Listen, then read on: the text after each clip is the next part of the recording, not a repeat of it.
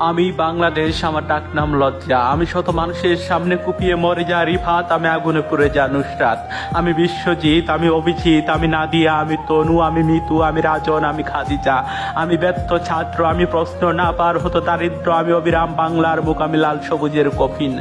আমি পিলখানায় অসহায় সেনা অফিসারের আধারের দাফন, আমি স্বাধীন দেশের পরাজিত জনগণ। আমি এমপির গুলিবিদ্ধ সৌরভ, আমি গুমু হয়ে যা অসহায় মায়ের নীরব কান্না। আমি বাবার সামনে ধর্ষিতা মেয়ে, আমি ভাইয়ের সামনে ধর্ষিতা বোন, আমি বাসে ধর্ষিতা মাজেদা। আমি জন্মের আগে গুলিবিদ্ধ নবজাত শিশু, আমি সাতক্ষণ শীতলক্ষার পার। আমি রানা প্লাজার ধুলোয় ওঠা লাশ, আমি সরকারি ভবনের রোডের বদলে বাস। আমি তাসরিনের অগ্নি দুর্ঘটনায় অসহায় গরিব কর্মচারী, আমি দোষেবেড়া ভবনের নিচের লাশের গন্ধ আর পদ্মার লঙ্গডুবি। আমি সাগর রনির মেঘ, আমি চিন্তায় অসহায় পথচারীর বেগ। আমি কাজিমপুরের সেই বাবা যিনি মেয়ের ইজ্জত রক্ষা করতে গেলে লাঠি ফেটে খেয়ে মৃত্যু। আমি আফরাজ, যাকে তোমরা সবাই মিলে নিঃসংস